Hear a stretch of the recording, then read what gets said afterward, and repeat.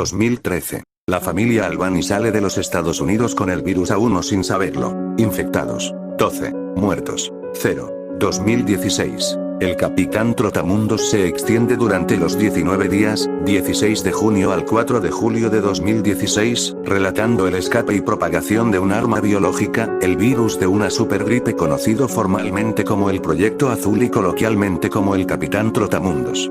2017. La enfermedad se extiende a Arabia, Madagascar e Islandia dejando a su vez miles de muertos y una cura que jamás terminará. Infectados. 370 millones. Muertos. 123.456. 2019. La enfermedad resembla una secuencia genética de la gripe española de 1918, dejando recuerdos de hace 101 años de la gripe, pero aún así hay miles de muertos por la tormenta de citocinas. Infectados. 5.000 millones. Muertos. 3.000 millones. 2024. La humanidad es la vieja raza del planeta, la nueva raza ahora son los animales y la naturaleza. 2034. La humanidad sobrevivió al desastre del Capitán Trotamundos con apenas 48 personas inmunes quienes hacen colonias para sobrevivir. Se trasladan cada 5 meses. 2073. La humanidad crece con 345,000 inmunes para reconstruir la civilización y erradicar al Capitán Trotamundos.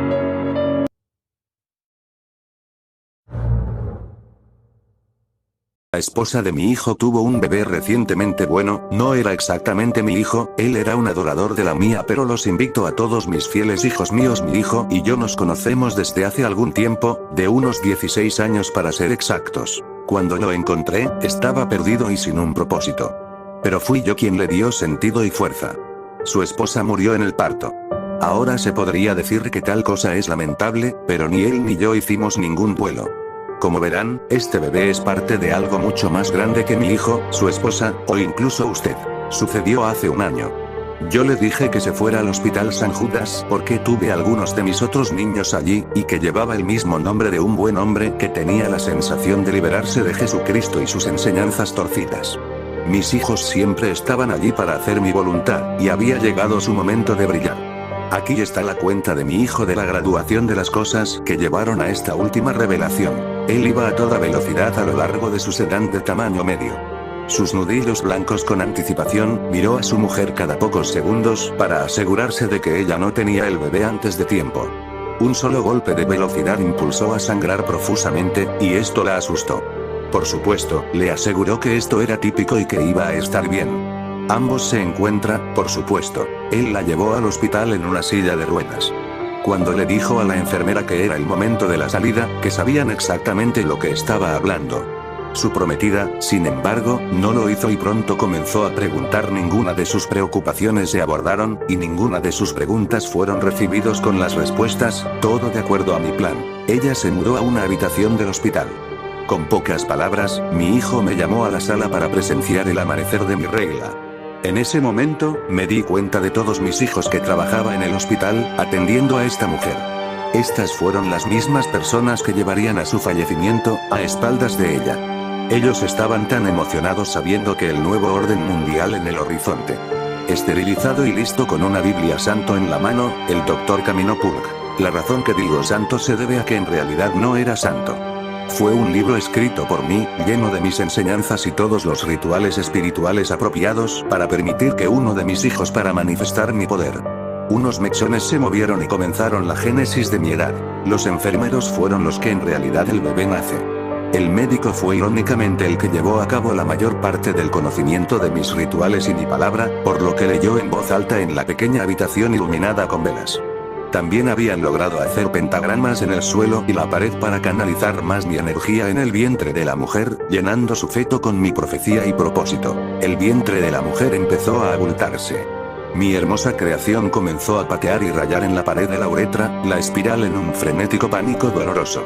Me siento en condiciones de llamar a mi creación, porque tuvo que esperar 9 largos meses para el óvulo fecundado de esta mujer a ser mi niño de carne y sangre.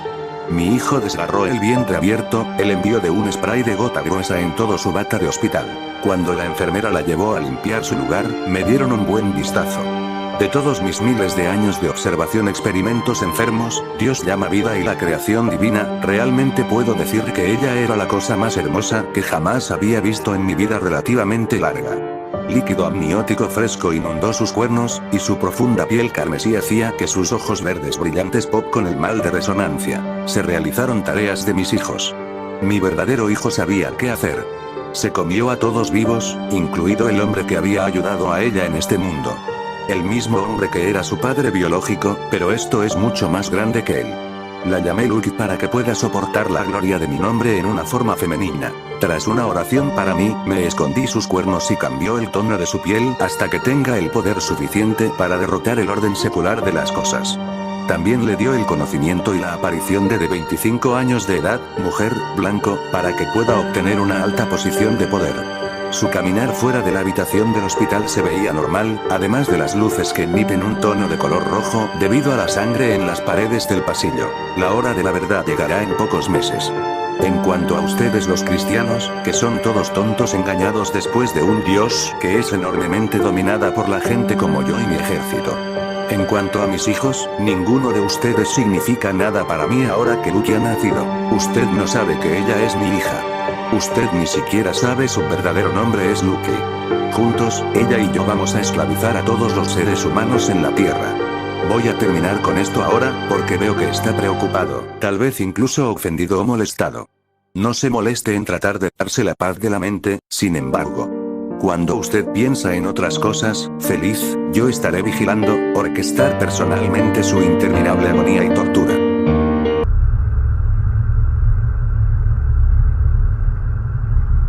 Soy un jugador retro, yo amo jugar a videojuegos recientes y a videojuegos viejos. Pero especialmente a videojuegos creados por Sega. Revenge of the Shinobi, Streets of Rage, Sonic, Golden Axe, pero hace un mes, algo sucedió. Algo me hizo mirar a estos maravillosos videojuegos desde otra perspectiva. Esto pasó en una noche neblinosa, a las 3 AM para ser más específico.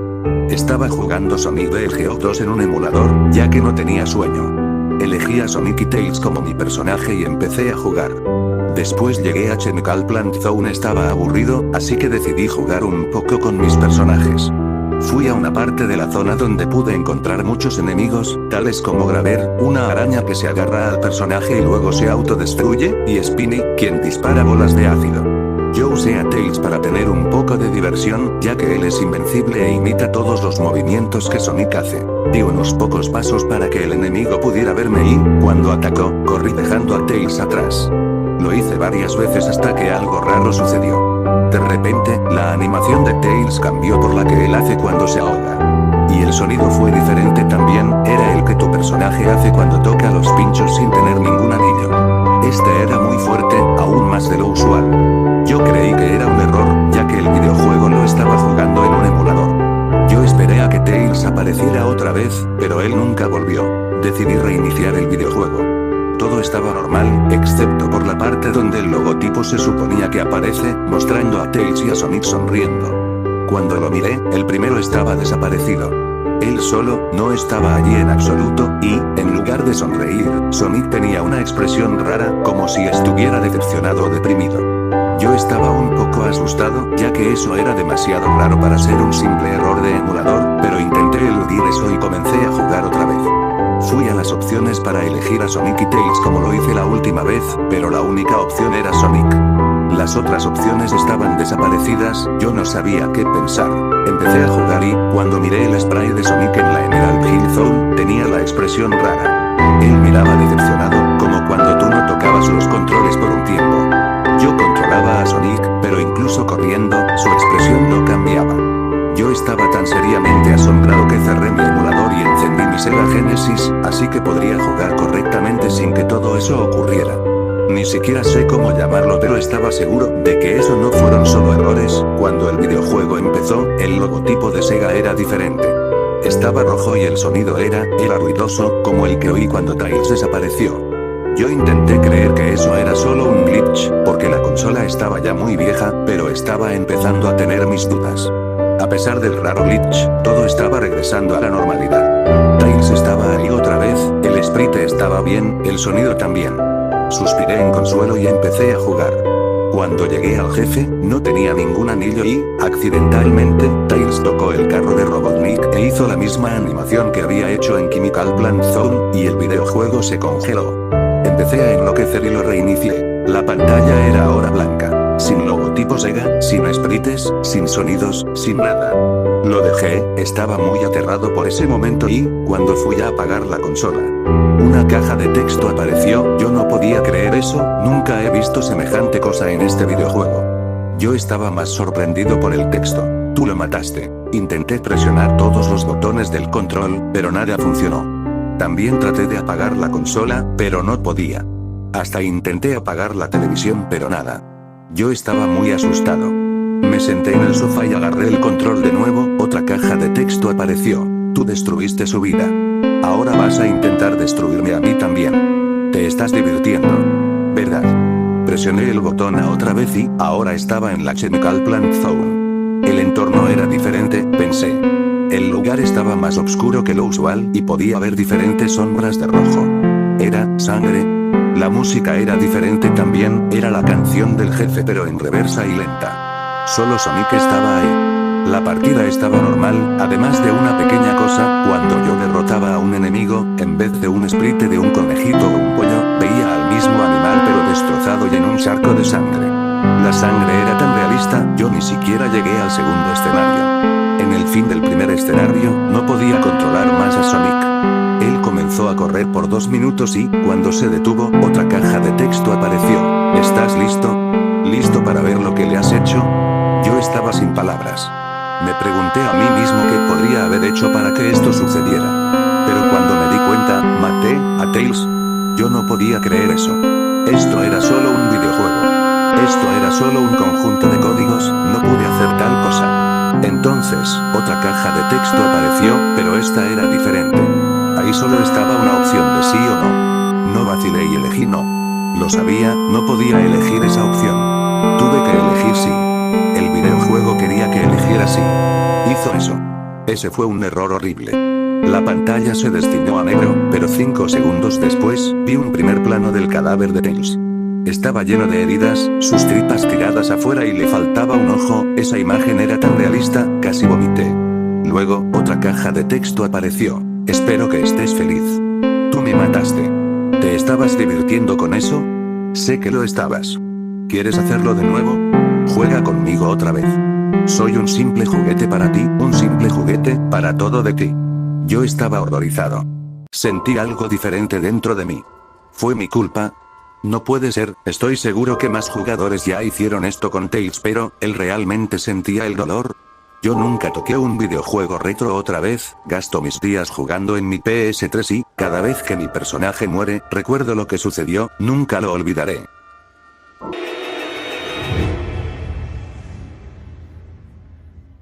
El último hombre sobre la Tierra estaba sentado solo en una habitación. De repente, llamaron a la puerta.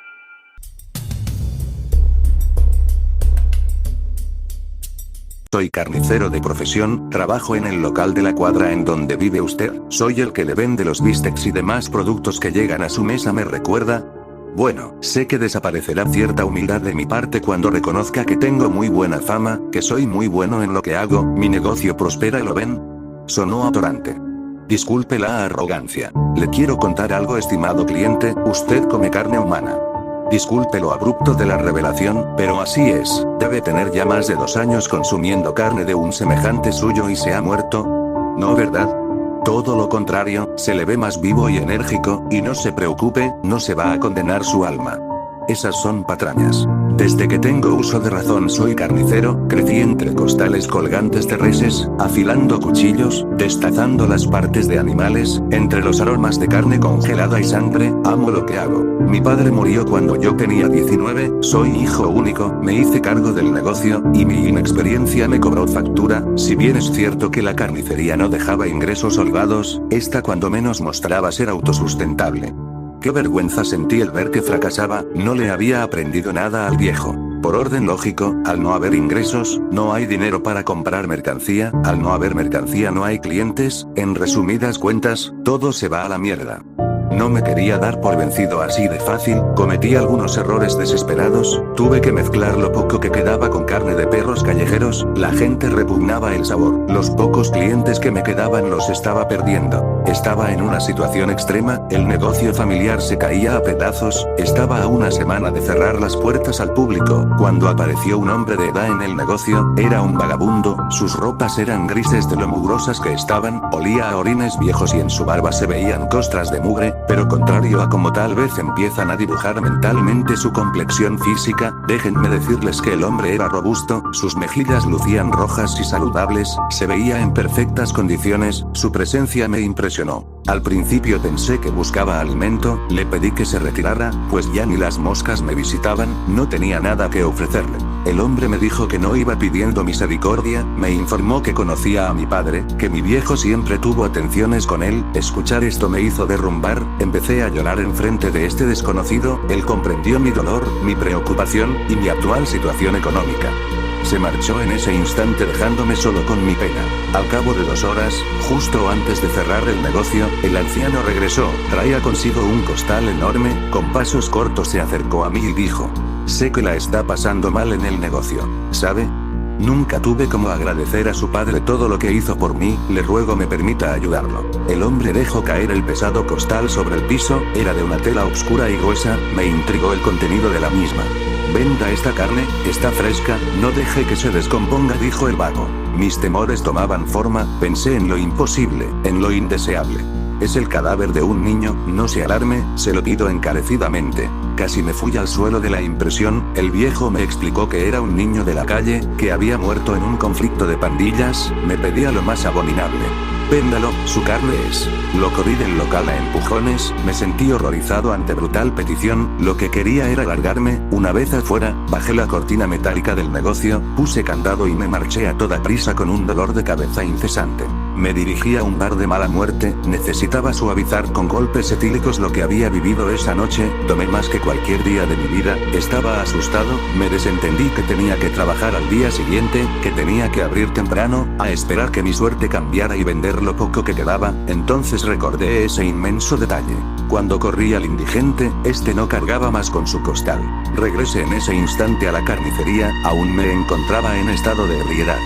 Cuando llegué pude observar que debajo del saco se empezaba a formar un charco de sangre, tenía que esconderlo y limpiar el desastre, no podía arriesgarme a andar en la calle con un niño muerto, no podía salir tampoco en ese estado, llamaría la atención de alguna patrulla haciendo su rondín nocturno. Opté por guardarlo en el cuarto frío para carnes, que en ese momento lucía semivacío, al día siguiente vería cómo resolver mi apuro. Volví a casa, no pude dormir mucho pese a mi estado etílico. Tomé una ducha, y me dirigí a mi trabajo. Eran las 5 de la mañana, me tenía que enfrentar de nuevo al cadáver del niño, entré al cuarto frío, el valor me abandonaba pero por fin pude abrir el saco pese al temblor de mis manos, contuve el vómito en una respiración profunda. El cuerpo ya se encontraba despellejado y mutilado, se trataba del tronco, los muslos habían sido separados del cuerpo, y estos mismos separados de sus pantorrillas, también advertí los antebrazos, el anciano había hecho los cortes, pensé en ese momento que seguramente en su juventud fue carnicero o cirujano, los cortes que hizo no son los que comúnmente hace cualquiera. Estaba finamente desprendido de la piel, y las mutilaciones habían sido estratégicamente hechas para dejar las partes más carnosas del cuerpo. A excepción del tronco, las demás partes se veían muy normales, como cualquier animal que hubiera destazado antes, por lo que rápidamente digerí la situación, cuando me disponía a pensar en qué hacer con los restos del niño. Alguien llamó en el mostrador. Advertí que era una de las vecinas, llegaba más temprano de lo habitual. De seguro me había visto entrar al negocio. Buenos días, señor, perdone, ¿ya abrió? Aún no, pero dígame, doña Dolores, ¿en qué le atiendo? Mire, estoy en un apuro, necesito me venda lomo, y de ser posible pierna. Mire, doñita. Es que no quiero ir hasta el mercado, no me va a dar tiempo, se lo pago bien por atenderme antes de la hora de abrir. Acto seguido puso billetes arrugados de alta denominación sobre el mostrador, el doble del valor real por lo que pedía, lo hizo tal vez porque ella siempre flirteaba conmigo, quería después de todo ganar mi atención y afecto. Y no sé ni cómo, ni por qué lo hice, debió ser la necesidad de dinero que me apretaba, o que aún estaba borracho, o simplemente que no quería perder su atención quedándole mal, siempre daba buenas propinas. Le dije que me esperara un momento, me metí al cuarto frío y empecé a cortar un poco de lomo que estaba colgando de un gancho, volteé a observar el costal que se encontraba a unos metros de mí, pensé la idea un par de veces, anteriormente le había vendido perro, pero esto rebasaba cualquier límite, lo volví a repensar y me decidí, le vendería carne humana, la combinaría con la de res para completar su pedido. Tomé los muslos del cadáver e hice cortes, como si fueran filetes, la carne era suave, creo que eso se debía a que era un menor de edad, salió lo suficiente para compensar el pago que me ofrecía doña Dolores. Salí con los cortes del cuarto, le dirigí una mirada nerviosa a mi cliente y empecé a pesar la carne. Dolores me observaba, notó mi inquietud. ¿Está usted bien?, dijo. Le respondí con un sí de cabeza, que solo era la desmañanada, guardé el pedido en bolsas de plástico y se los entregué con cobarde sonrisa. Todo ese día estuve ansioso, pensé en cerrar temprano antes del posible regreso de Dolores por un reclamo, por distinguir un sabor extraño y diferente, ya pasaba la hora del almuerzo, ningún cliente más llegó al negocio, no soportaba mis nervios, iba a cerrar, salí para bajar la cortina metálica, cuando a la distancia, percibí que Dolores se dirigía hacia mí desde su acera, apresuré mis movimientos, no quería responder a sus preguntas acerca del estado de la carne, se paró a mi lado y me dijo con sonora voz. Déjeme felicitarlo, la carne estaba deliciosa, esos cortes dejaron a mis comensales más que complácidos, ¿sabe? Esos filetes de muslo estaban exquisitos, le diré a las vecinas que vengan a darse gusto con sus carnes, pero eso sí, me aparta lo mejor para mí. Y así sin más, se marchó, sin dejarme decir algo respecto. Fueron para mí demasiadas emociones en el transcurso de la noche de ayer y el comienzo del día de hoy, no volví hasta la mañana siguiente. Una fila de 5 señoras que conversaban entre ellas esperaban en la entrada del negocio. Todas iban por los comentarios de doña Dolores, querían probar esos cortes que le había vendido, les dijo el precio alto que pagó por la carne como si ese fuera el precio real. Ese día se acabó mi mercancía humana. Gané en un solo día lo que ganaba más o menos en un mes, seguramente mañana vendrían por más.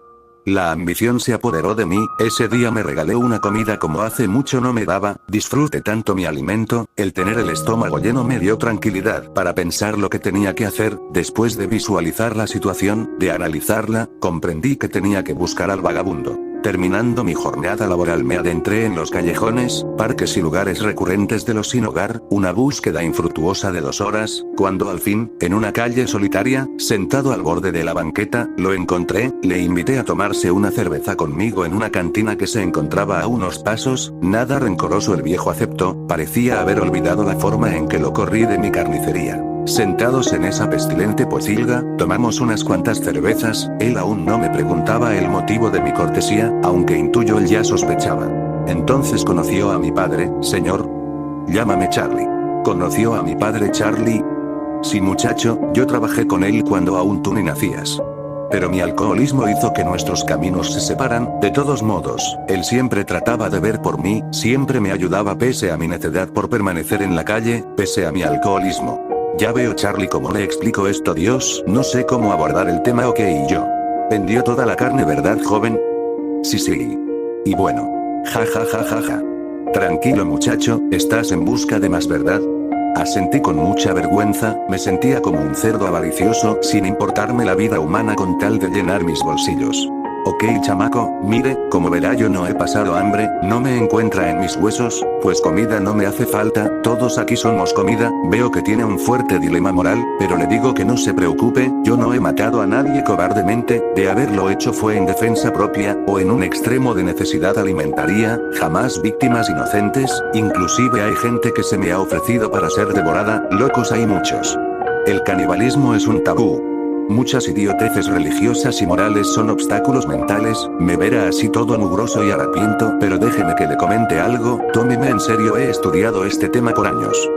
Yo soy de la idea de que deberíamos reciclar a nuestros muertos, ja no me mire así, le dije que me tomara en serio, bueno, le decía, en el mundo fallecen más de 50 millones de personas, casi la mitad de ellos es por inanición, son toneladas de alimento proteínico que se va a la basura, que se incinera.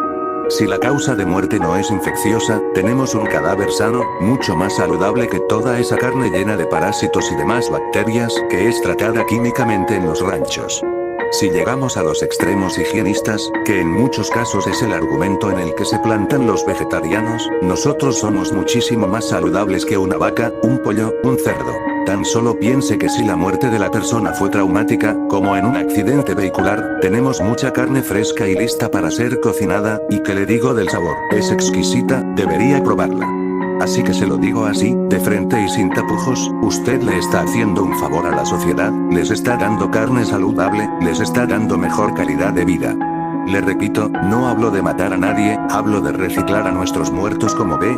Y así fue que con esas palabras Charlie me hizo pensar, contemplé seriamente su razonamiento, me convenció.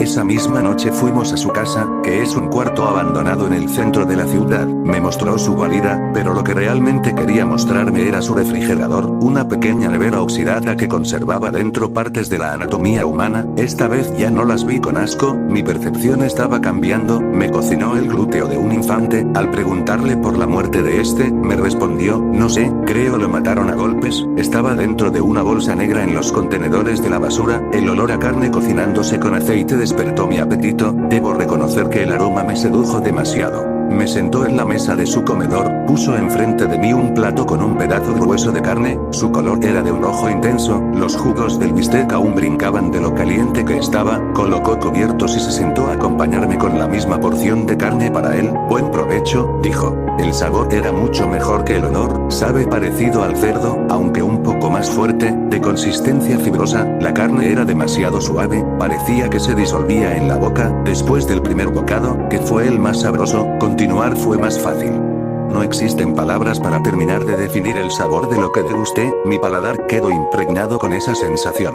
Después de comer y quedar satisfecho, fue que comprendí la emoción de Dolores por probar tan jugoso manjar. Charlie me dio más partes humanas para vender en la carnicería, le ofrecí dinero a cambio que gustosamente aceptó, el alcohol no se paga solo. Con el tiempo Charlie me enseñó el método para el destace del cuerpo, cómo utilizar la sierra para hacer cortes limpios de los muslos al desprenderse del tronco, cortar correctamente y en formar circular los muslos para filetes perfectos, así como el arte de deshuesar esa extremidad de la pierna para asados. Si bien es cierto el cuerpo humano, hablando en específico del torso, no está hecho anatómicamente como fuente de alimento, esto por la falta de abundante carne en esa parte, en comparación con el puerco y la res, que puede llegar a darnos hasta 195 kilos de pura carne en el solo talle. Toda esta actividad la realizábamos en un cuarto de la casa de Charlie, muchos cuerpos víctimas de asesinatos o de alguna otra causa, que sabíamos que no iban a reclamar, los tomábamos para su preparación, otros más, los exhumábamos, pues bien, comenzábamos poniéndolos en la postura en la que Ergaín colocaba a sus víctimas, de cabeza y con un corte en el cuello, de oreja a oreja, para que se desangraran, teníamos una tabla de madera grande en donde realizar los cortes y desmembramiento de las piezas, era sencillo con la sierra eléctrica, los huesos no son mucho problema. Todo con mucha higiene, claro está, siempre lavando el cadáver con una manguera a chorro, cuidando que la hoja del cuchillo con que se corta esté siempre limpia, en verdad que es una tarea laboriosa, pero remunerante. El negocio creció, mi carnicería es la más visitada en la ciudad, estamos en expansión, mi padre estaría sumamente orgulloso de ver su empresa prosperar abundantemente, aunque no todo son buenas noticias. Charlie falleció el mes pasado, tenía una cirrosis severa, nunca quiso dejar la calle, era mi socio comercial, me ayudaba a abastecer el negocio, antes de morir tuvo una última petición conmigo, me pidió ser devorado por mí, no quería terminar en un cementerio abandonado por todos, sin ser recordado, mucho menos en una fosa séptica, prefería convertirse en proteína, en energía, un final digno. ¿Cómo negarle ese pedimento al hombre que me dio la fórmula del éxito? Su carne vieja era dura y sin tanto sabor, pero eso se arregló complementándola con una salsa de turrón condimentada con especias y pan de Bruselas, es como si Charlie ahora fuera parte de mí. Estimado cliente, soy su carnicero, soy antropófago y le deseo un muy buen provecho.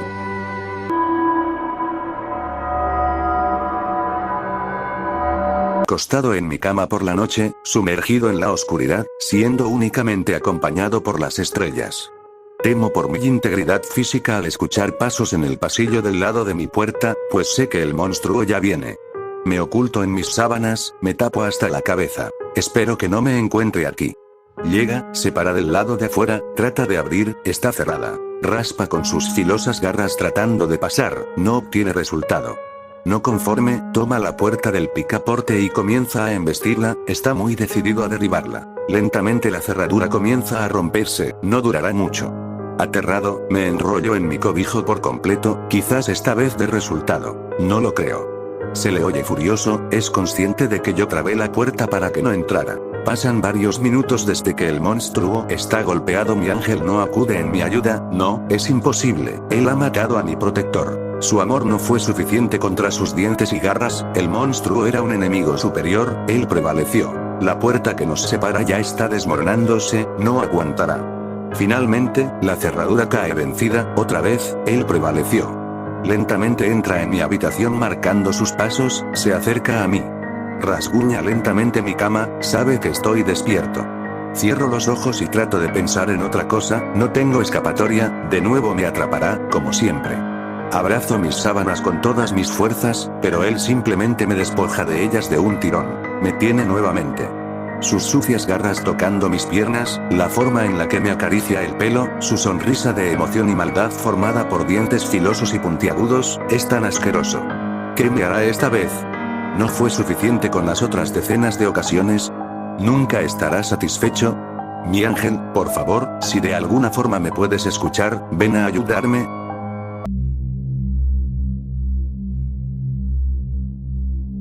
¿Lo dices en serio? ¿Realmente crees que una máquina puede pensar? No obtuve respuesta inmediata. Moxon estaba ocupado aparentemente con el fuego del hogar, revolviendo con habilidad aquí y allá con el atizador, como si toda su atención estuviera centrada en las brillantes llamas. Hacía semanas que observaba en él un hábito creciente de demorar su respuesta, aun a las más triviales y comunes preguntas. Su aire era, no obstante, más de preocupación que de deliberación. Se podía haber dicho que tenía algo que le daba vueltas en la cabeza. ¿Qué es una máquina? La palabra ha sido definida de muchas maneras. Aquí tienes la definición de un diccionario popular. Cualquier instrumento u organización por medio del cual se aplica y se hace efectiva la fuerza, o se produce un efecto deseado. Bien, entonces un hombre no es una máquina. Y debes admitir que él piensa, o piensa que piensa. Si no quieres responder mi pregunta, dije irritado, ¿por qué no lo dices? Eso no es más que eludir el tema. Sabes muy bien que cuando digo máquina no me refiero a un hombre, sino a algo que el hombre fabrica y controla. Cuando no lo controla a él, dijo, levantándose abruptamente y mirando hacia afuera por la ventana, donde nada era visible en la oscura noche tormentosa. Un momento más tarde se dio vuelta y agregó con una sonrisa. Discúlpame, no deseaba evadir la pregunta. Considero al diccionario humano como un testimonio inconsciente y sugestivo que aporta algo a la discusión.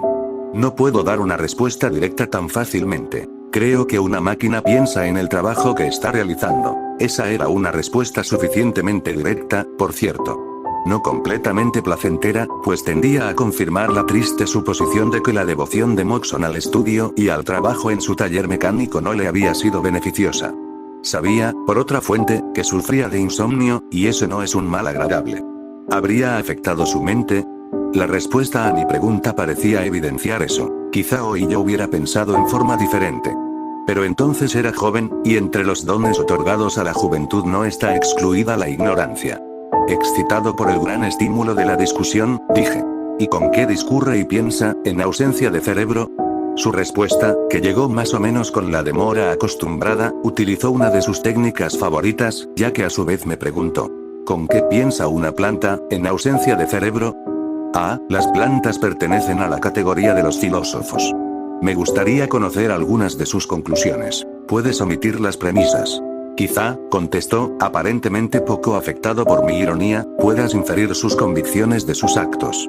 Usaré el ejemplo familiar de la mimosa sensitiva, las muchas flores insectívoras y aquellas cuyo estambre se inclina sacudiendo el polen sobre la abeja que ha penetrado en ella, para que ésta pueda fertilizar a sus consortes distantes.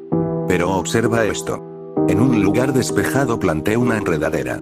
Cuando asomaba muy poco a la superficie, planté una estaca a 1 metro de distancia.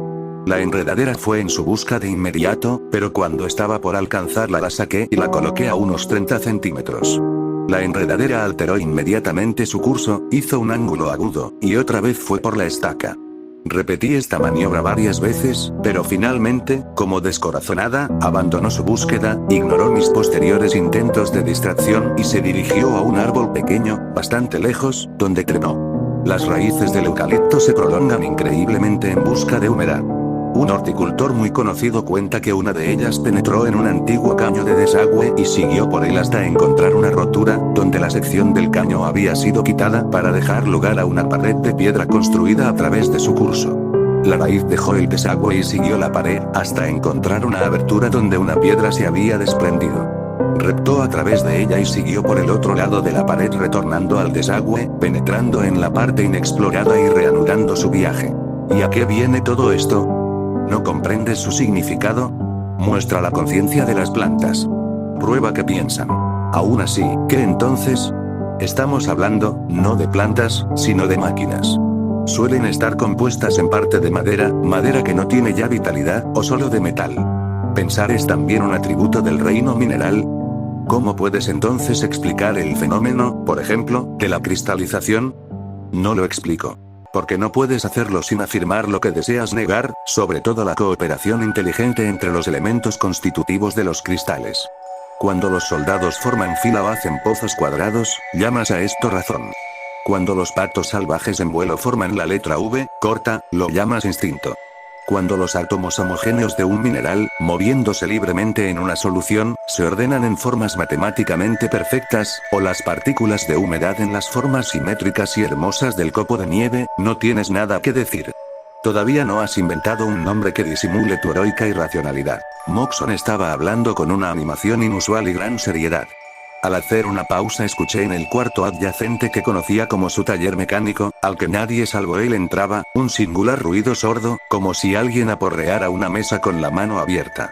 Moxon lo oyó al mismo tiempo y, visiblemente agitado, se levantó corriendo hacia donde provenía el ruido. Pensé que era raro que alguien más estuviera allí, y el interés en mi amigo, duplicado por un toque de curiosidad injustificada, me hizo escuchar atentamente, y creo, soy feliz de decirlo, no por el ojo de la cerradura.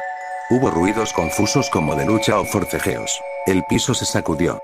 Oí claramente un respirar pesado y un susurro ronco que exclamó: «¡Maldito seas!».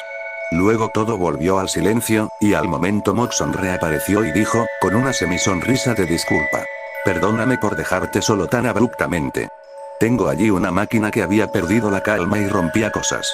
Fijé los ojos sobre su mejilla izquierda, que mostraba 4 excoriaciones paralelas con rastros de sangre y dije: «¿Cómo hace para cortarse las uñas?». Podía haberme guardado la broma. No pareció prestarle atención, pero se sentó en la silla que había abandonado y retomó el monólogo interrumpido como si nada hubiera sucedido. Sin duda no tienes que estar de acuerdo con los que, no necesito nombrárselos a un hombre de tu cultura, afirman que toda la materia es conciencia, que todo átomo es vida, sentimiento, ser consciente. Yo lo estoy. No existe nada muerto, materia inerte. Todo está vivo. Todo está imbuido de fuerza, enato y potencia. Todo lo sensible a las mismas fuerzas de su entorno y susceptible de contagiar a lo superior y a lo inferior reside en organismos tan superiores como puedan ser inducidos a entrar en relación, como los de un hombre cuando está modelado por un instrumento de voluntad. Absorbe algo de su inteligencia y propósitos, en proporción a la complejidad de la máquina resultante y de cómo ésta trabaje. ¿Recuerdas la definición de vida de Herbert Spencer? La leí hace 30 años. Debe de haberla modificado más tarde, eso creo, pero en todo este tiempo he sido incapaz de pensar una sola palabra que pueda ser cambiada, agregada o sacada. Me parece no solo la mejor definición sino la única posible. Vida, dijo, es una definitiva combinación de cambios heterogéneos, simultáneos y sucesivos, en correspondencia con las coexistencias y sucesiones externas. Eso define al fenómeno, dije, pero no indica su causa.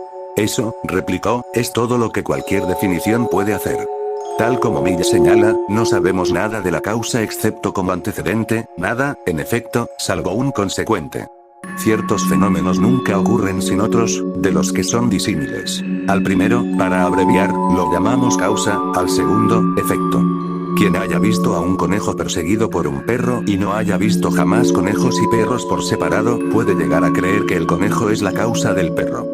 Creo que me desvío de la cuestión principal, prosiguió Moxon con tono doctoral. Lo que deseo destacar es que en la definición de la vida formulada por Spencer está incluida la actividad de una máquina. Así, en esa definición todo puede aplicarse a la maquinaria. Según aquel filósofo, si un hombre está vivo durante su período activo, también lo está una máquina mientras funciona. En mi calidad de inventor y fabricante de máquinas, afirmo que esto es absolutamente cierto. Moxon quedó silencioso y la pausa se prolongó algún rato, en tanto él contemplaba el fuego de la chimenea de manera absorta. Se hizo tarde y quise marcharme, pero no me sedujo la idea de dejar a Moxon en aquella mansión aislada, totalmente solo, excepto la presencia de alguien que yo no podía imaginar ni siquiera quién era, aunque a juzgar por el modo como trató a mi amigo en el taller, tenía que ser un individuo altamente peligroso y animado de malas intenciones. Me incliné hacia Moxon y lo miré fijamente, al tiempo que indicaba la puerta del taller. Moxon, indagué, ¿quién está ahí dentro? Al ver que se echaba a reír, me sorprendí lo indecible. Nadie, repuso, serenándose. El incidente que te inquieta fue provocado por mi descuido al dejar en funcionamiento una máquina que no tenía en qué ocuparse, mientras yo me entregaba a la imposible labor de iluminarte sobre algunas verdades. ¿Sabes, por ejemplo, que la conciencia es hija del ritmo? Oh, ya vuelve a salirse por la tangente, le reproché, levantándome y poniéndome el abrigo. Buenas noches, Moxon.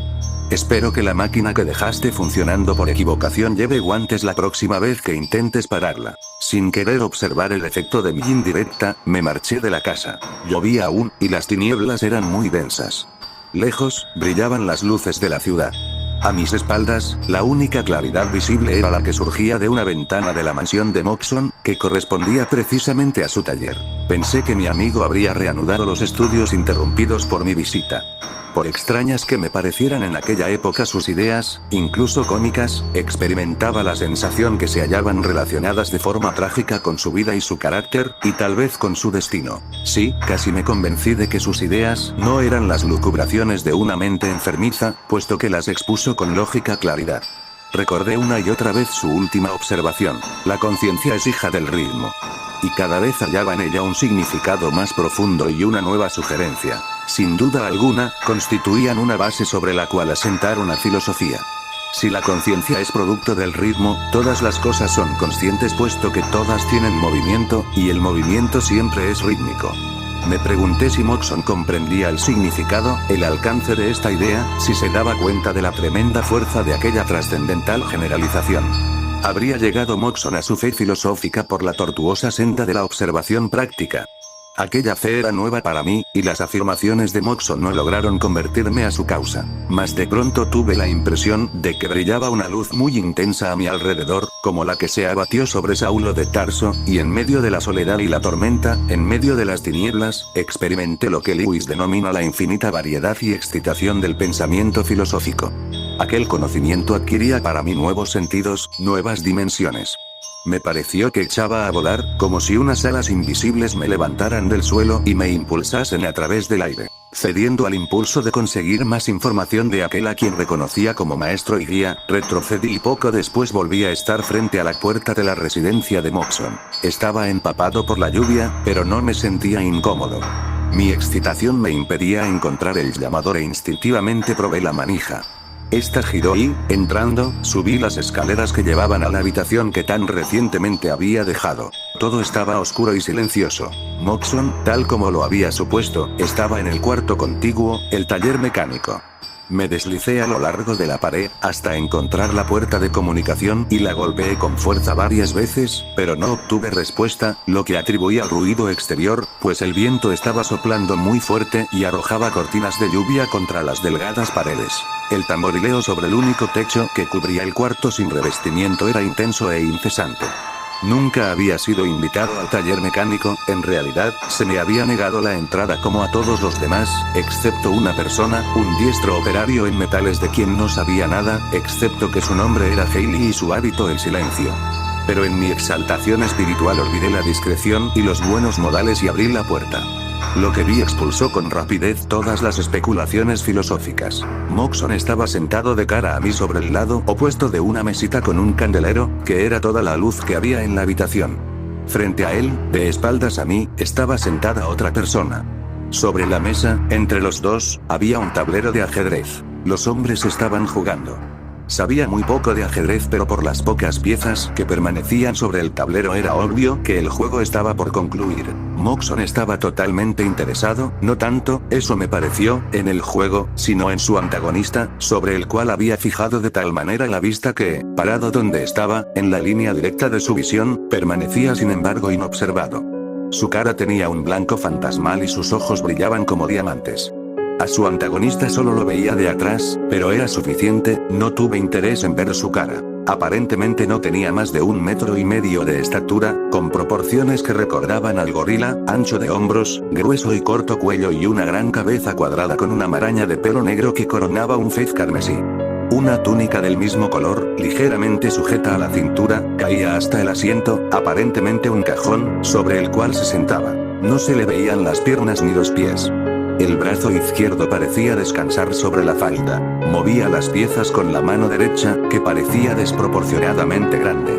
Yo había retrocedido un poco y ahora estaba parado a un lado y junto a la puerta, en las sombras. Si Moxon hubiera observado algo más que la cara de su oponente, no hubiera visto otra cosa que la puerta abierta.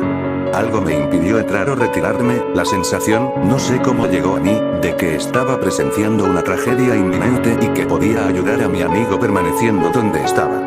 Apenas tuve una rebelión consciente contra la poca delicadeza de lo que estaba haciendo. El juego fue rápido. Moxon apenas miraba el tablero al hacer sus movimientos y, para mi ojo inexperto, parecía mover las piezas más cercanas a su mano. Su movimiento al hacerlo era rápido, nervioso y falto de precisión. La respuesta de su antagonista, igualmente pronta en la iniciación, continuaba con un lento, uniforme, mecánico y, pensé, casi teatral movimiento del brazo, que era una dolorosa prueba para mi paciencia.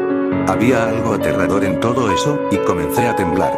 Pero lo cierto es que estaba mojado y aterido. 2 o 3 veces después de mover una pieza, el extraño inclinaba ligeramente la cabeza, y cada vez que lo hacía observé que Moxon desviaba su rey. Al momento tuve la idea de que el hombre era mudo.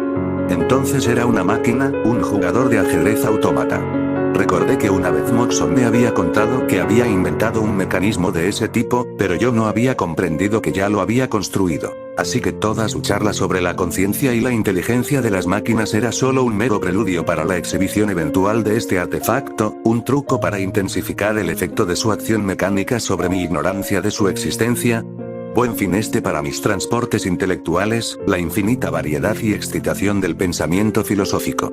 Estaba a punto de retirarme con disgusto cuando ocurrió algo que atrapó mi atención. Observé un encogimiento en los grandes hombros de la criatura, como si estuviera irritada. Tan natural era, tan enteramente humano, que mi nueva visión del asunto me hizo sobresaltar.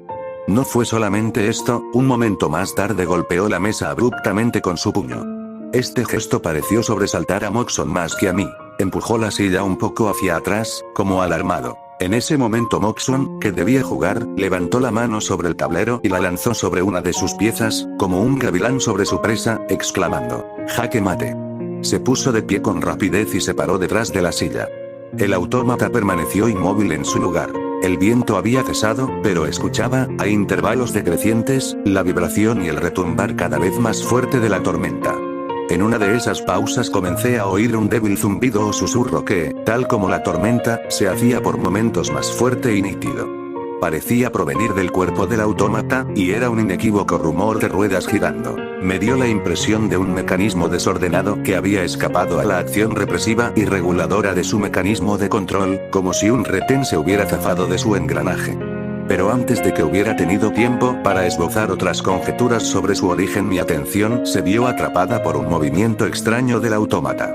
Una convulsión débil pero continua pareció haberse posesionado de él. El cuerpo y la cabeza se sacudían como si fuera un hombre con perlesía o frío intenso, y el movimiento fue aumentando a cada instante hasta que la figura entera se agitó con violencia. Saltó súbitamente sobre los pies y con un movimiento tan rápido que fue difícil seguir con los ojos, se lanzó sobre la mesa y la silla, con los 2 brazos extendidos por completo, la postura de un nadador antes de zambullirse. Moxon trató de retroceder fuera de su alcance, pero lo hizo con demasiada lentitud. Vi las horribles manos de la criatura cerrarse sobre su garganta, y sus manos aferradas a las muñecas metálicas. Cuando la mesa se dio vuelta, la vela cayó al piso y se apagó, y todo fue oscuridad. Pero el ruido de lucha era espantosamente nítido, y lo más terrible de todo eran los roncos, chirriantes sonidos emitidos por un hombre estrangulado que intentaba respirar. Guiado por el infernal alboroto me lancé al rescate de mi amigo, pero es muy difícil avanzar rápidamente en la oscuridad. De golpe todo el cuarto se iluminó con un enceguecedor resplandor blanco que fijó en mi cerebro y mi corazón la vívida imagen de los combatientes en el piso, Moxon abajo, su garganta aún bajo las garras de esas manos de hierro, con la cabeza forzada hacia atrás, los ojos desorbitados, la boca totalmente abierta y la lengua afuera. Mientras que, horrible contraste. Una expresión de tranquilidad y profunda meditación aparecía en la cara pintada de su asesino, como si estuviera solucionando un problema de ajedrez. Eso fue lo que vi, luego todo fue oscuridad y silencio. 3 días más tarde recobré la conciencia en un hospital. Mientras el recuerdo de la trágica noche volvía a mi dolida cabeza, reconocí en mi cuidador al operario confidencial de Moxon, ese tal Haley. Respondiendo a mi mirada se aproximó, sonriendo.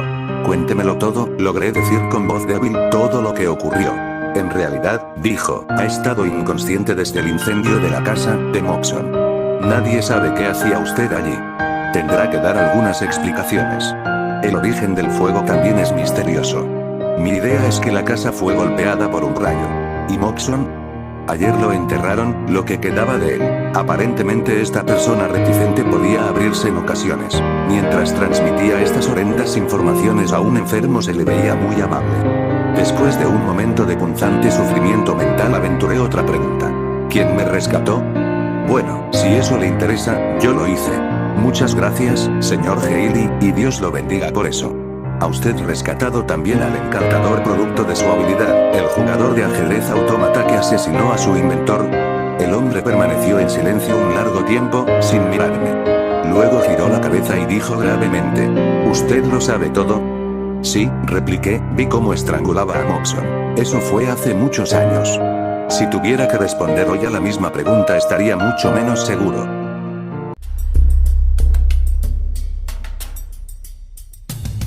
Esa cosa apareció una mañana, un cúmulo, un pedazo de algo asomando del suelo. En adelante me dediqué a cortarlo y desde ese día se dedicó a salir. Al principio creí que se trataba de algún tipo de planta, pero al examinarla más de cerca me di cuenta que este era un bulbo de piel, un tumor. Lo cortaba con asco todos los días con la ayuda de un hacha y volvía a salir y yo la volvía a cortar y ella volvía a salir. Soy una persona curiosa. Así que un día decido que la voy a dejar crecer un poco para ver qué pasa. Grave error. El bulbo se levanta del suelo y se convierte en una esfera de carne que palpita. Una noche mientras intento dormir me asomo por la ventana y veo a la cosa moviéndose, como si algo empujara desde su interior, pero realmente nada empuja desde su interior sino que se está esforzando. En un momento veo una silueta que me parece la de una mano y me llena de horror. Cierro la cortina y pretendo que no vi nada, que todo es mi imaginación. Mi imaginación me está engañando, me digo, y consigo dormir por esa noche. El siguiente día decido que haré guardia delante de ella, solamente para convencerme de que he visto mal. Me llevo una silla y me siento en el porche. Me quedo dormido antes de que pase nada. Pasada una semana decido que ese día no voy a trabajar, duermo durante todo el día y me levanto a las 8 de la noche. Alrededor de las 3 de la mañana la bola comienza a moverse y a adoptar una forma que me parece muy familiar. Pulso tras pulso, voy reconociendo los rasgos como si se tratara de un recién nacido. La nariz aguileña, la mirada fría que siempre ha incomodado a todos. Se está burlando de mí, pienso, porque ha formado una mecedora con sus propios bultos e incluso algo que parece ser una pipa. La cosa extraña camina a la par de mí. Se mueve con tal sincronía con mis propios sentimientos que de pronto me siento delante de un espejo. Levanto una mano y la cosa también. Levanto la otra, la cosa también. Nos rodeamos contemplándonos, buscando una falla, un momento para atacar al otro. Corro a la casa a la par que él, atravesamos el porche como en una coreografía, los dos sabemos lo mismo, los dos pensamos lo mismo, los dos queremos lo mismo, pero yo alcanzo la escopeta primero y le disparo. La criatura se desploma con los perdigones. Me sujeta y me ensucia la ropa nueva con su sangre. Me miro morir, despacio, a poco de su último respiro, me doy un tiro en la cabeza y ahí acaba la similitud. Estoy cansado. Arrastro mi cuerpo afuera y lo lanzo lejos de mi casa. Lo enterraré mañana, me digo, luego me recuesto a dormir.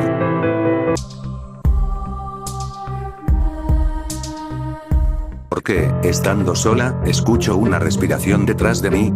No sabía la sensación que tenía al momento que estaba encerrada después de haber hecho ese juego que tan popular era en mi escuela, y más aún, porque llegué a hacerlo. ¿Acaso tenía que demostrarle algo a alguien? porque me siento que todo acabará hoy, por ese tonto error de pensar que sería más popular por hacerlo, pero no me hizo más cool, solo hará que muera sola y en llanto. Tal vez si salgo en silencio no escuche mis pasos, pero, ¿y si los oye? ¿Qué me va a hacer?